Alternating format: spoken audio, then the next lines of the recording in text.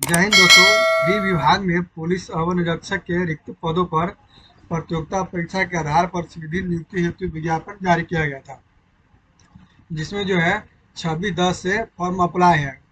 Police अवर निरीक्षक यानी police sub inspector दरोगा का वेतनमान 6 है, जिसका रिक्ति के लिए 1799 पदों के लिए बहाली निकाला गया था, जिसका आवेदन 26/10/2025 से स्टार्ट हो चुका है और अंतिम डेट 26/9/25 तक है।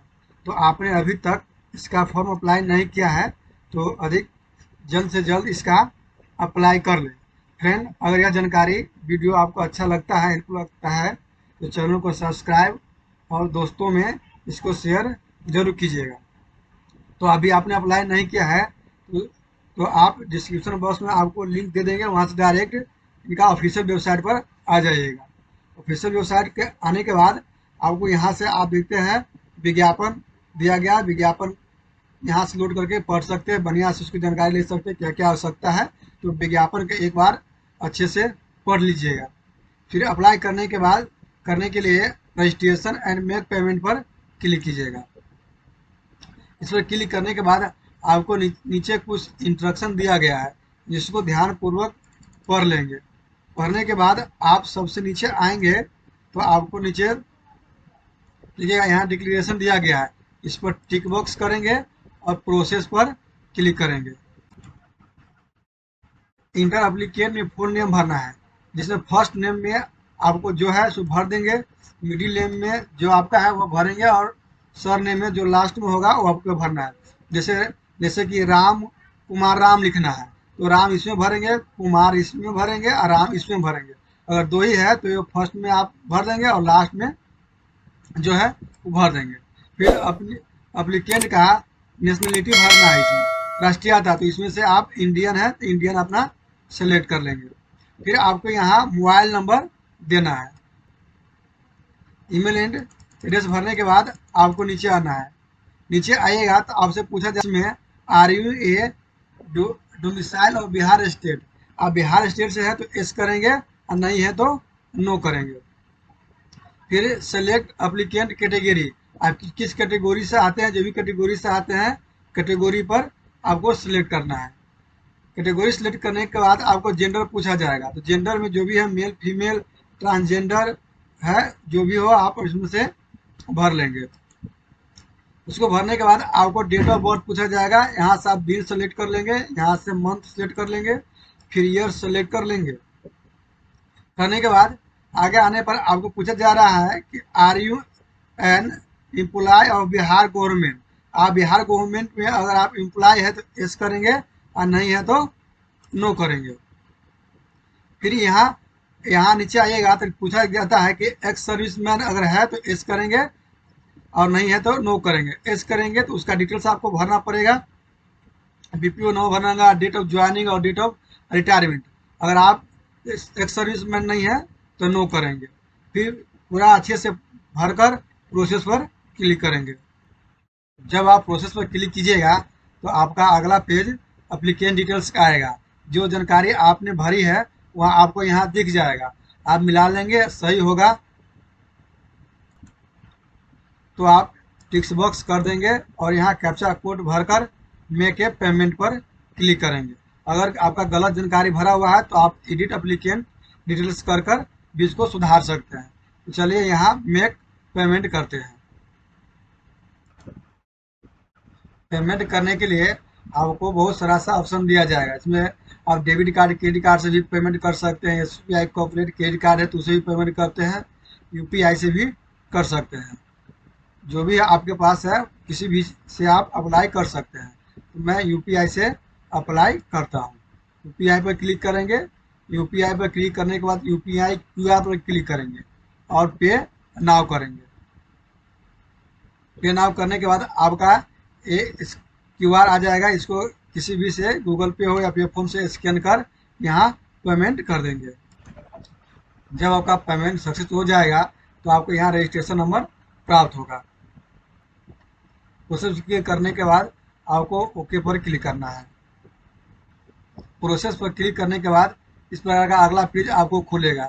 खुलने के बाद सबसे नीचे आएंगे, फिर डिक्लेरेशन पर टिक करेंगे और प्रोसेस पर क्लिक करेंगे। प्रोसेस पर क्लिक करने के बाद आपने रजिस्ट्रेशन में जो डिटेल्स भरे हैं वहाँ शो कर जाएगा। इसके बाद नीचे देखिएगा तो आपको पोस्ट दिया गया है। पोस्ट में एक ही आएगा आपका सब इंस्पेक्टर क्लिक कर देना है। इसमें पिता का नाम भरना है, फिर माता का नाम भर देना है। यहाँ आपसे पूछा जा रहा है कि आप शादीशुदा है कि नहीं है, इसके बारे में पूछा जा रहा है। आप डाइवोर्स दिए हैं तो डाइवोर्स के बारे में पूछा जा रहा है। तो आप अनमैरिज है, मैरिज है, वो आप सिलेक्ट कर लेंगे। फिर यहाँ आइडेंटिटी कार्ड टाइप पूछा गया है, इसमें आप कौन सा आईडी प्रूफ देना चाहते हैं। तो इसमें वोटर आईडी, आधार कार्ड, पैन कार्ड वगैरह सब दिया गया है। इसमें जो भी है आप सिलेक्ट कर लेंगे। सिलेक्ट करने के बाद आप जो भी आइडेंटिटी कार्ड सिलेक्ट किए हैं उसका नीचे नंबर दे देंगे। इसके बाद एजुकेशनल क्वालिफिकेशन डिटेल्स पूछा जाएगा। तो आपका मैट्रिकुलेशन में जो किस यूनिवर्सिटी या किस इंस्टीट्यूट से बोर्ड से पास किए हैं, बोर्ड का नाम लिख देंगे। अगर बीएससी पटना से किए तो पटना लिख देंगे, जिससे भी आप किए हैं इसमें भर देंगे। फिर आपका अगर सर्टिफिकेट है तो सर्टिफिकेट का नंबर देना है। सर्टिफिकेट कब इशू किया गया या कब पास किए थे, डेट सेलेक्ट कर लेंगे। यहाँ से इस जगह से मंथ सेलेक्ट कर लेंगे, फिर वर्ष सेलेक्ट कर लेंगे। फिर उसके बाद जब मेट्रिकुलेशन देने के बाद आप ग्रेजुएशन पूछा जाएगा, तो ग्रेजुएशन भी किस यूनिवर्सिटी से पास किए हैं वह यूनिवर्सिटी का नाम लिख देंगे। फिर सर्टिफिकेट नंबर आपका होगा, वो नंबर दे देंगे। फिर किस डेट को इशू किया गया है या किस डेट को पास किए हैं वो यहाँ से मंथ डेट सेलेक्ट कर लेंगे। फिर आपको अगर आपने पोस्ट ग्रेजुएट किया है, पीजी किए हैं, तो उसका भी डिटेल्स भर सकते हैं। तो इसमें यूनिवर्सिटी का नाम भर देना है, फिर वहीं पासिंग सर्टिफिकेट और किस डेट को आपने का सर्टिफिकेट इशू किया गया है इसमें भर देंगे। उसके भरने के बाद आपको एड्रेस डिटेल्स पूछा जाएगा। इसमें एक परमानेंट एड्रेस है जिसको आप अस्थायी एड्रेस है और एक पत्राचार का एड्रेस है। इसमें house, flat number, plot number पूछा गया है। तो आपका घर का जो हाउस नंबर है वो इसमें भरना है। जहाँ जहाँ भी रेड का स्टार लगा हुआ है वो आपको भरना ही पड़ेगा। फिर आपको यहाँ मोहल्ला, किस मोहल्ले से बिलोंग करते हैं मोहल्ला भरना पड़ेगा, गांव भरना पड़ेगा। फिर आगे देखिएगा तो आपको नियरेस्ट पुलिस पोस्ट ऑफिस पूछा गया, तो पोस्ट ऑफिस आपका जो भी है भर देंगे। आप किस राज्य से हैं वो राज्य सिलेक्ट कर लेंगे। अगर आपने अब बिहार दिया है कि मैं बिहार का निवासी हूँ तो बिहार का ही आएगा, और अदर भी दिए होंगे तो आ जाएगा। यहाँ डिस्ट्रिक्ट में आप जिस भी डिस्ट्रिक्ट से बिलोंग करते हैं वो डिस्ट्रिक्ट यहाँ से सेलेक्ट कर लेंगे। फिर पिन कोड कर देंगे। अगर आपका पत्राचार का एड्रेस और अस्थायी एड्रेस दोनों सेम है तो आप एस कर देंगे, दोनों सेम हो जाएगा। लीजिएगा आपको पूछा गया है कि डिक्लेरेशन ऑफ क्रिमिनल केस, आपराधिक मामले की घोषणा। फर्स्ट में बताया गया है, पूछा गया है क्या आपको कभी यूपीएससी, एसएससी या एसपीएससी या किसी भर्ती बोर्ड द्वारा किसी परीक्षा में बैठने से रोका गया है या आपराधिक कार्रवाई की विवरण दिया गया है? यदि है तो आप यहाँ टिक करेंगे। तो अगर आपका है तो एस करेंगे, नहीं है तो आप नो करेंगे। फिर इसमें पूछा गया क्या आपके विरुद्ध कभी कोई एफआईआर या आपराधिक मामला दर्ज किया गया है? अगर किया गया है तो एस करेंगे, नहीं किया गया है तो नो करेंगे। फिर इसमें आपको पूछा गया है यदि आपके पत्र जमा करते समय आपके विरुद्ध न्यायालय अथवा पुलिस में कोई आपराधिक शिकायत मामला अथवा एफआईआर अथवा आपराधिक लंबित है, यदि कोई मामला आपका कोर्ट में लंबित है तो एस करेंगे और नहीं है तो नो करेंगे। फिर पूछा गया है क्या आपको कभी किसी आपराधिक मामले में गिरफ्तार या हिरासत में लिया गया है? अगर नहीं लिया गया है तो एस करें, सॉरी लिया गया है तो एस करेंगे, नहीं तो नो करेंगे।